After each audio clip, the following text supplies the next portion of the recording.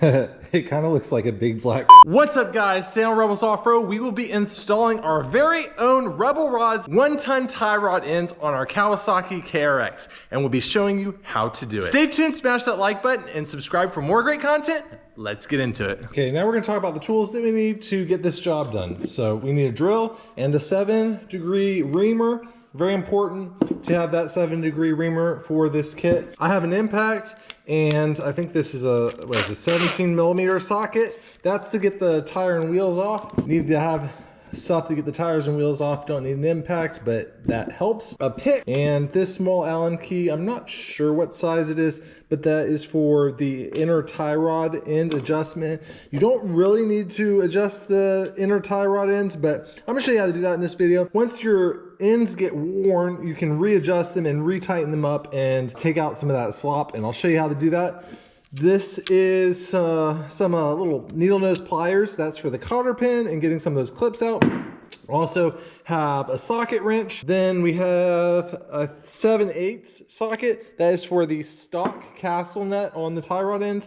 And then I have a 1-inch socket. That is for your new castle nut on the tie rod ends. I also have an inner tie rod end tool. That comes in handy. There's different styles of them. This one will work for all of the ones for the stock and for the upgraded new one. So that's why I went with this style. It's like 10 bucks on Amazon. I'll put a link in the description. If you don't have one of those, this is very handy. I have an extension that is for this inner tie rod end tool. Need an extension on it so you can access it. Doesn't have to be this big, but you know, that does help. Tap that all on the floor. Tap that, give me some more. Tap that. Yeah, it's cutting fluid, tap magic. We use that for the reamer, but you can use oil, you can use WD-40, you can use P. Diddy's secret stash of baby oil. Not that I suggest that. Basically anything with lubricating properties will prolong the life of that reamer when you go to cut the hole for the tie rod. Then I have some adjustable wrenches and pliers. That is for your alignment adjustment at the end of this. You're gonna have to have something to grab on to the tie rod end and make those adjustments. I don't have the box wrench size for that end. I think it would be 1 1/8, but I'll verify that before. But if you don't have the 1 1/8, these adjustable wrenches or pliers will help you get those tight with the jam nut and all that. Gonna need a BFH. Of course, that's for banging up. That is the bare minimum. I mean, that's what you're gonna need. You also need a jack and jack stand, of course, to get your machine up off the ground to get those tires off. But that's pretty straightforward. So let's get into it. These RebelRods are the only ones on the market that use full-size truck tie rod ends, and that is for extra service life as well as the extra beef. And they're the largest on the market, the strongest on the market. Okay, so we're gonna take the cotter pin off next. And to do that, we're gonna use these pliers. That was easy. And then gonna get this castle nut off, which I believe is a 7/8. All right, now we're gonna use our BFH and we're gonna hit right here on the knuckle, and that will actually free up this tie rod end and allow it to come out. So should take a few good hits right there.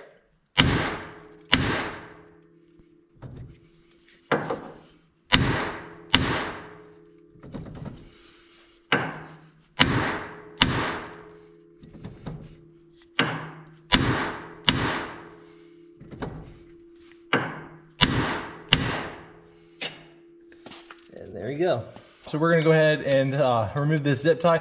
Normally there's a clip here, like a little pipe clip or whatever, one of those little ones that has little tangs come out of it. You can get pliers on that, squeeze them together and pull it off, but we have a zip tie on there.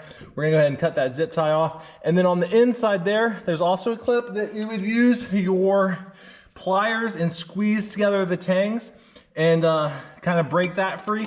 But also on our inner, there's a zip tie. So we're gonna go ahead and cut that off and get that out of the way.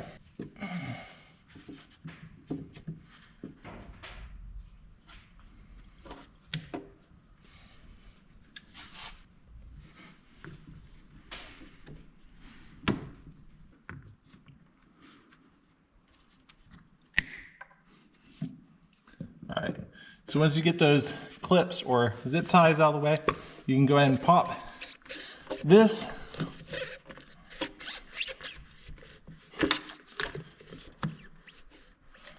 And just pull this down out of the way.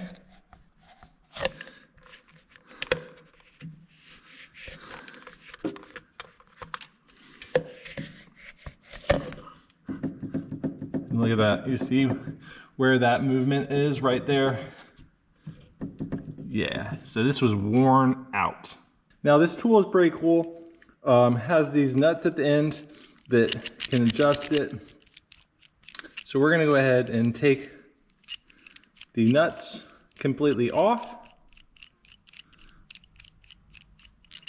So we can open it up like that, and we'll put this on one side and this on the other side, and then tighten down these nuts.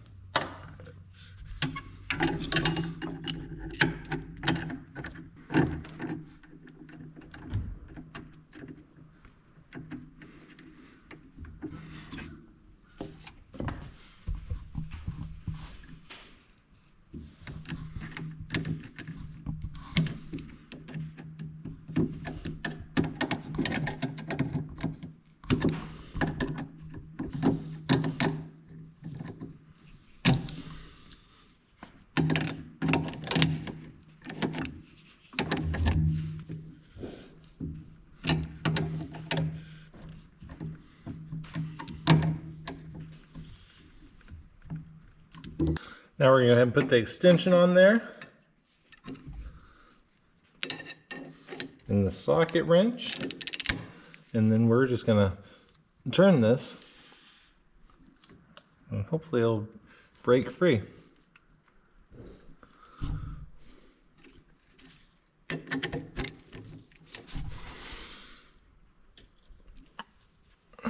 Maybe a little bit more persuasion. Got extender bar. There it goes. Now, once you get it started, it should be much easier. Yeah.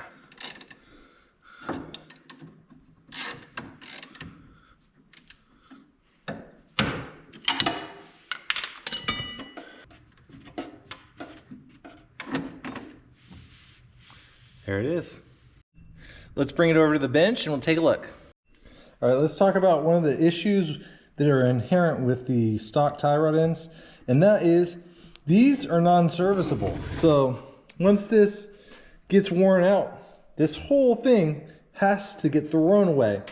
And that's what one of the nice things about our Rebel rods is the ends we use are serviceable, and we'll show you how to service them in a minute, but just want to show you the type of wear you can expect on the stock tie rod ends, and it'll cause it to be a lot of slop. So you see that? Kind of hard to see, but that's like a 16th of play.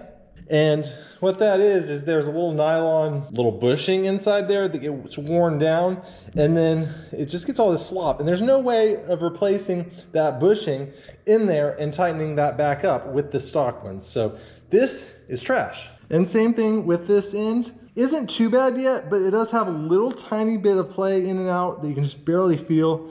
But it also has a little like nylon bushing inside there that gets worn out and can't be replaced and is trash. So these smaller size tie rod ends obviously have less surface area, so more wear on these smaller ones than on the larger ones.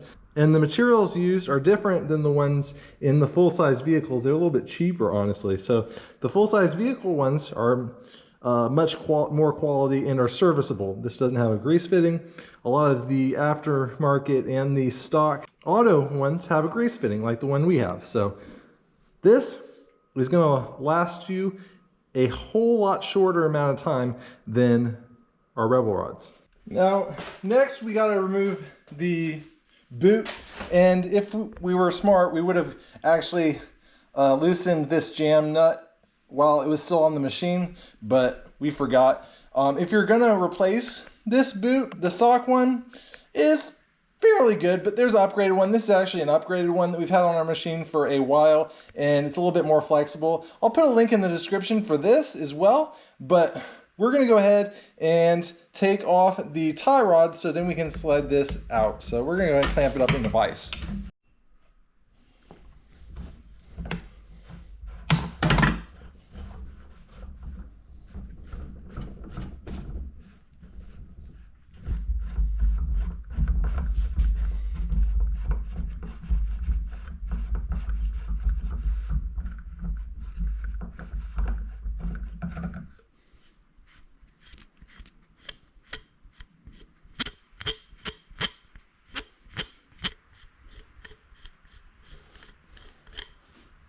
And now we can just go ahead and slide this boot off.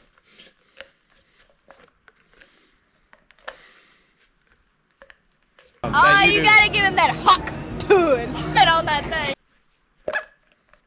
There we go. Now we can reuse this. All right, I'm gonna show you how to adjust the inner tie rod. And you're going to do this when you start getting a little bit of slop in it. And also you're gonna want to check it when you first receive it. Because sometimes, I don't know if you can see this, there's just a tiny bit of wiggle, and we can take that out before we go ahead and install it. But this will be the same procedure. If you have run these for a long time and started to get a little bit of play in them, you can readjust them, tighten it back up, and be good to go for many, many more miles. So we're gonna go ahead and show you how to do that. Now, we're gonna need this pick. Let's show you. There's this little C-clip here around this edge. We're gonna pop that off. So let's get the clip back behind it and kind of walk it off. We can. There we go. C-clips off. And then you'll notice that there's these little Allen keys, little fittings. So we're going to take our Allen wrench and go ahead and walk this out. Now, when you have the little tiny bit of play, it's going to be different than if you have a lot of play. So if you have a lot of play, you're going to want to back these out almost all the way. But if you only have a little bit of play, you don't have to do that. So let's show you how to do the full adjustment on it first. So once you get these little Allen keys out of the way, there's this ring, and you see how it turns? That is what goes in and out to adjust. So if we go out with it, just go out with it a little bit, like that. Now look at all that play, right? So we're going to want to go in with it and then line it up with these little adjuster keys. And from the factory, it will be aligned, but there may be just a little bit of fine-tuning adjustment that you can do. So, all right, so we got it. See how it's not lined up? So we're going to back it off just a tad to get it back lined up with a groove there. So this is how it came from the factory. And you can see there's still a little tiny bit of play. So what we're going to want to do is actually push this towards the stud end and then tighten it down. So we're going to go ahead and do that.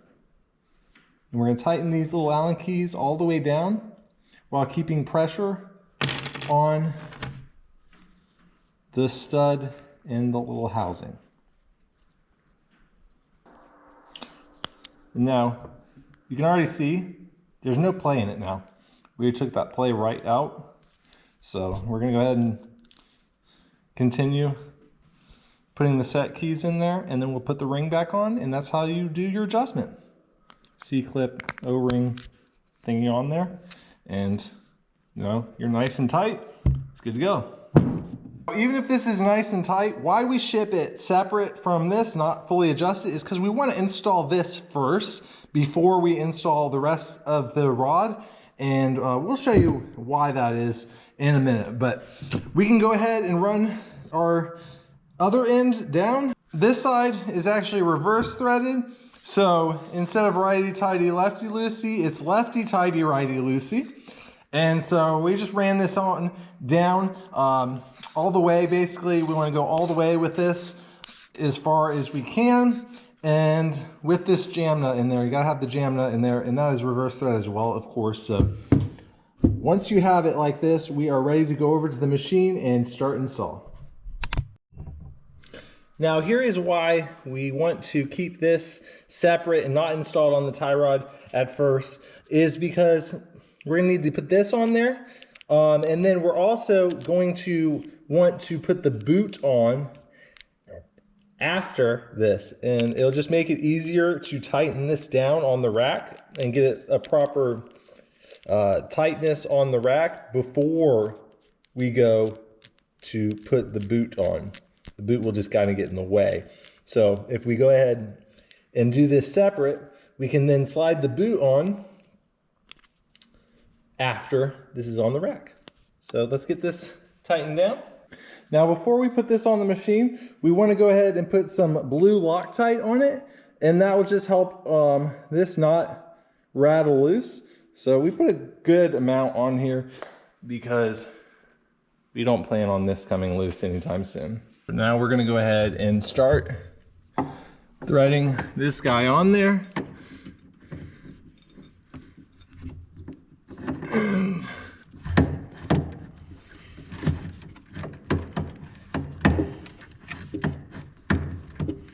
Okay, once it starts getting tight, go ahead and throw that extension back on and torque it down.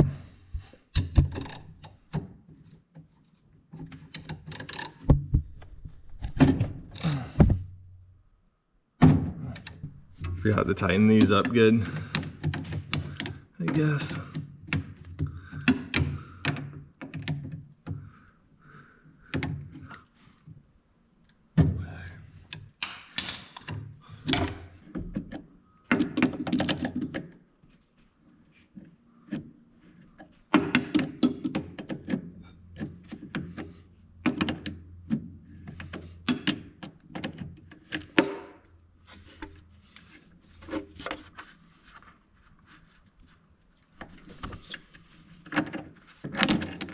Out of the way.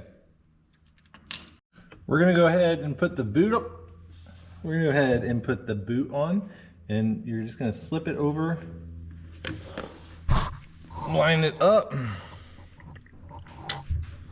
and press it on. And there's a little groove for it, so you can keep on pressing until it slips into that groove. And then on the back side, you want to press it over on to the rack. Temporarily, we're just going to go ahead and use zip ties again. I do recommend getting some clips, and I will provide those down in the description, but zip ties will get us through the next ride. So this next part can make people a little squeamish. We've covered the reason why it doesn't weaken it at all in our previous video, but just basically, needless to say, this is a super beefy knuckle in this area, and it doesn't weaken it any by doing this operation. But we are going to ream out this hole to accept the larger 1-ton tie rod ends. And we'll also do this for you for free if you ship us your knuckles and handle the shipping there and back. We will go ahead and ream out your knuckles for free. Just let us know when you go to buy your tie rod if you'd like us to do that, and we will wait to ship your ends until you ship us the knuckle, and we'll go ahead and ream it for you. But the 7-degree reamer, stick it in, super easy. You can feel this little bit of wobble. It'll actually self-center, so you don't have to worry about it too much, but you're just gonna wanna make sure to go to the cutting side. You don't wanna ever reverse the reamer or else it'll dull the blade. We're also using some Tap Magic tapping fluid just to keep things nice and cool while we're going to town reaming this knuckle out. So how we'll know that we're done with the reaming is when this 1-ton tie rod, the stud not only goes through the knuckle, but you can get that castle nut on it. So you can see it's just starting to go through the knuckle, so we got a little ways to go, but we're getting close. And then this castle nut has to be able to go on here, and the hole for the cotter pin has to be just barely exposed so we can get that cotter pin through. And that's how you know that you went far enough. Get a good fit. So we're gonna keep on going.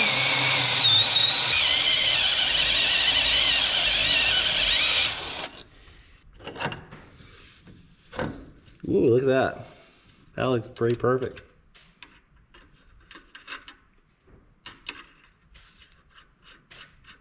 All right, so we can see the cotter pin through there. We're actually gonna go ahead and remove this now and thread it on to the inner tie rod before actually tightening that up all the way. So let's go do it.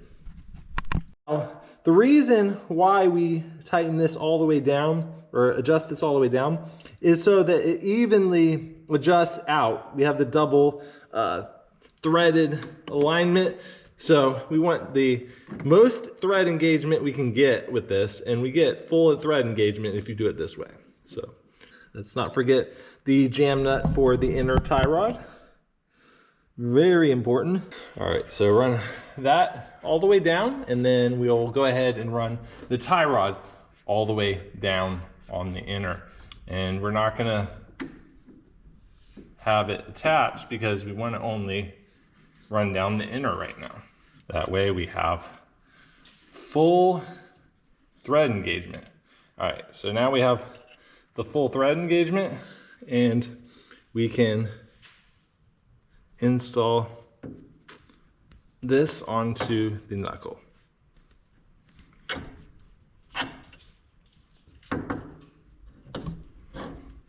There we go.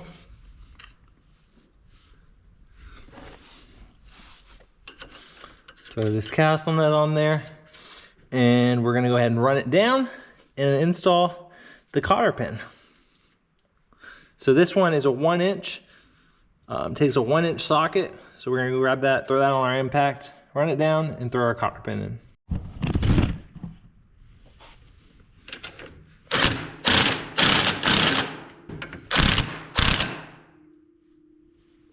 All right. Now, once you have the cotter pin hole lined up, go ahead and put the cotter pin through. You don't want to back off the castle nut to line it up. You only want to tighten. So get a good tightness and then go ahead and install that cotter pin, because you don't want to loosen it and then install it. That won't give you a good fit. So now you can see how solid of a fit that is, and we haven't even messed with the jam nuts now. So we're gonna go ahead and put on the tires now and get the alignment done before tightening those up though. Okay, so the next step is to go ahead and do an alignment on the machine, and we're gonna do a rough one here. Like I have a bunch of stuff taken out of the machine, obviously I have my transmission out, so I can't really do the full alignment yet, but I'm just gonna go through the rough process of it. So once you get it back down on the ground with the tires on and everything like that, you're gonna wanna back it up, drive it around a little bit, let the suspension settle out before pulling it back in to start your alignment process. And you're gonna do that after every adjustment that you make. So this is gonna be a rough alignment. Gonna use a measuring tape, and what you're gonna wanna do is find a spot on the tire tread that you can be consistent on. So I'm gonna pick out this little flat on the Zilla, and then you're gonna come across and measure to a similar spot on the tire. And you're gonna do this on the front, and then you're gonna go behind the machine and do it on the rear. And you're gonna compare those two measurements. So let's go ahead and take this. We'll do a couple little checks. So this is about, let's say 50 1/4 on the front, and then you're gonna come around to the back. It's a little harder to do it on the back, but you're gonna find the similar flat on the back. And wow, that's actually really close. Don't know if you see that, but look at that. That's actually really close. It looks as if this is about 49 3/4. We're gonna want to adjust out a little bit on the tie rod, which that makes sense because we have it fully compressed. So we're gonna go ahead and rotate this. I'm gonna go this way to push out the tires a little bit. And then we're gonna recheck. And it should adjust both inner, and it should adjust both front and back. And after every adjustment, like I said, you're gonna wanna go ahead and pull forward and then back again. And also on the back side, you want it to be a slightly larger measurement than on the front. And the bigger the tire size, the more you want the backside measurement to be versus the front side measurement. Okay, so that is actually, looks to be about 50, a little over, about 50 3/8. So let's check the front. We might have overshot it a little bit, but we're gonna go ahead and check it. 49 3/4, or 49 5/8. So that's probably close enough for now. We could adjust it back in a little bit. Actually, let's go ahead and adjust it just a tad back in, because that's pretty close. But we'll go ahead and adjust it so the RebelRods is up, and that will get it close enough. Then you're gonna run down these jam nuts against the tie rod. So right there. And this one is, remember this one is reverse. All right, we're gonna go ahead and jam the outside first. And to do that, we're gonna use our large adjustable wrench and a pair of channel locks. So let's go ahead and see what we can do here. Gonna put the adjustable on the tie rod end. We have these hex section of the tie rods specifically for this. And then we're gonna take our channel locks, adjust those onto the nut, jam nut, so then we can go ahead and get this jammed up. That's all jammed up, and then we're gonna do the inside next. And for the inside, we're actually gonna hold the outer portion of the cotter pin and adjust. So on the inside, we're going to be jamming the jam nut, but we're gonna be holding the tie rod portion from the outside section, just to make it a little easier. So you can put this smaller adjustable wrench on there, and then the larger on the outer portion. Jam it up.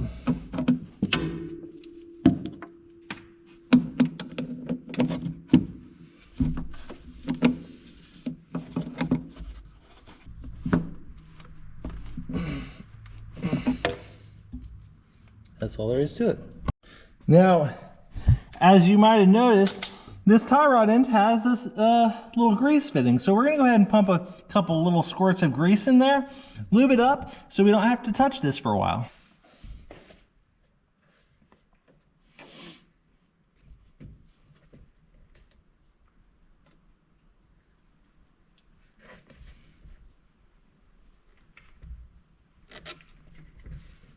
There we go.